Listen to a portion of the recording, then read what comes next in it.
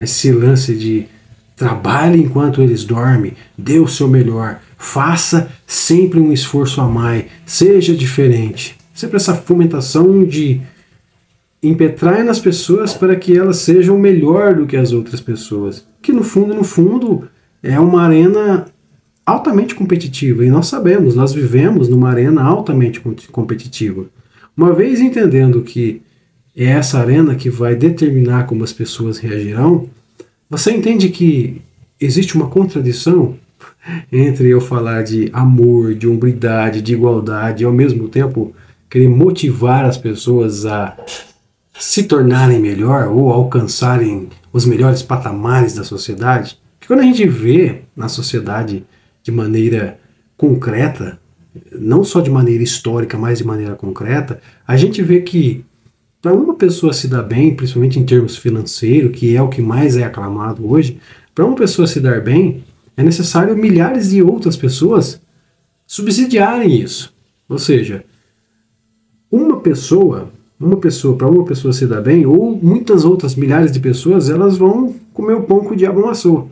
Então você percebe que esse tipo de fomentação, ela se contrapõe à questão de você falar de amor, de você falar de hombridade. Por quê?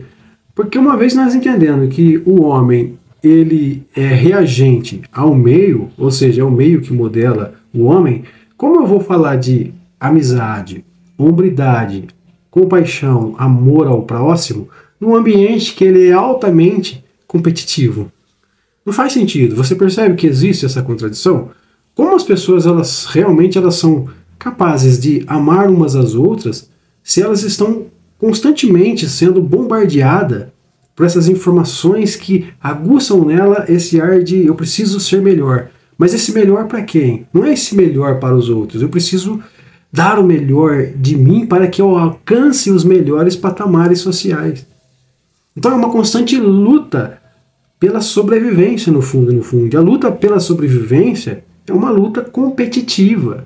Então você percebe que existe uma contradição tremenda entre eu fomentar esse meio com competição, separatividade, a lei do mais forte, a lei daquele que se dedica mais, sabe, aquele que trabalha enquanto os outros dormem.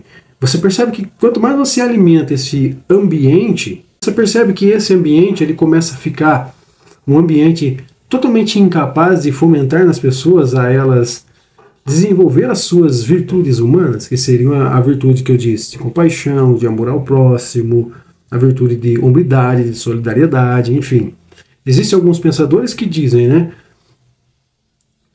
o que combate a fome realmente no mundo não é o dinheiro. O que combate realmente a fome no mundo é a compaixão, é a solidariedade, né, é o abrandamento das nossas ambições. Então você vê que existe essa contraposição. Ou eu fomento nas pessoas que elas devem competir, e eu simplesmente fazendo isso estou trabalhando incansavelmente para tornar as coisas como sempre foram, porque não é nada de novo nisso.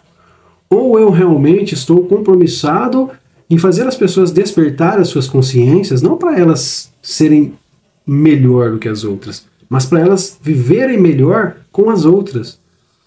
Agora, se eu quero falar de amor ao próximo, não é muito óbvio dizer que eu preciso preparar esse ambiente para que as pessoas, elas aos poucos, elas sintam essa necessidade de ajudar o próximo? Por quê? Esses três pesquisadores, eles já deixaram muito evidente essa questão, que o meio sempre vai determinar como o homem reagirá. Então é nessa questão que você percebe a contradição que poucas pessoas percebem, entende? Você vê muitos palestrantes, coaches motivacionais, né, falando coisas bonitas. Mas será que realmente eles têm consciência dessas contradições?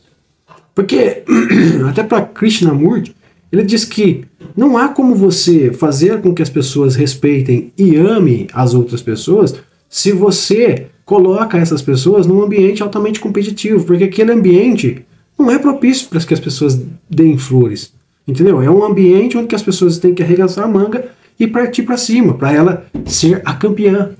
Então você percebe a contradição aqui? E é isso que poucas pessoas vem. Porque realmente, se a gente quer uma mudança significativa, tanto na nossa vida como na vida das pessoas, a gente deveria se atentar para isso. O quanto das minhas palavras, o quanto daquilo que eu uso para motivar as pessoas realmente está sendo útil na vida social, está realmente sendo útil na vida das pessoas? Ou será que eu não estou vendendo uma falsa ilusão de solução de problema? E que tão logo a pessoa a resolver determinado problema, ela adquire novos outros.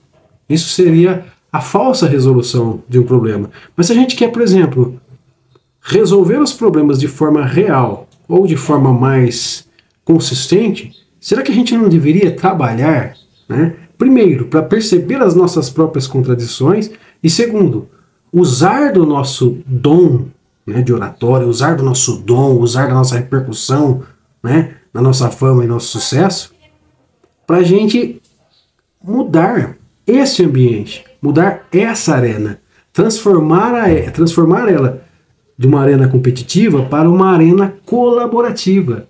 Aí sim, quando as pessoas vivem numa arena, onde que essa própria arena é fomentada por um espírito, por uma energia de virtudes humanas, uma energia de colaboração e não mais competição, aí sim nós abrimos campo para as pessoas perceberem que as verdadeiras soluções para os nossos problemas consistem em viver em união, em harmonia e em sintonia não só com os seres humanos, mas com toda a natureza.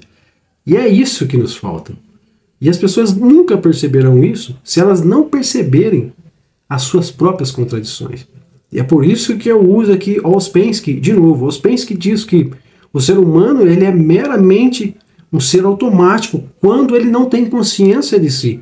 Agora, quando ele passa a perceber que ele é um autômato, e ele começa a trabalhar em si mesmo, aquele famoso conheça a ti mesmo, para ele se aperceber quem que ele é em relação ao meio ambiente, aí sim começa-se os trabalhos para uma verdadeira mudança, uma verdadeira significação.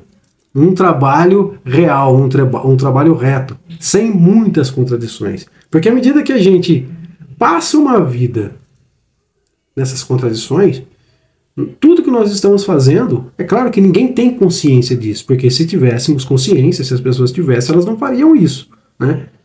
Se elas tivessem consciência, percebessem as suas próprias contradições, com certeza elas trabalhariam para tornar as coisas ou para transformar a arena da vida, transformar o meio, um ambiente, para que esse próprio ambiente proporcionasse às pessoas uma verdadeira conscientização entre a importância do papel responsável dela em relação ao meio e a importância do meio na questão dessa retroalimentação, dessa questão de reação, entende?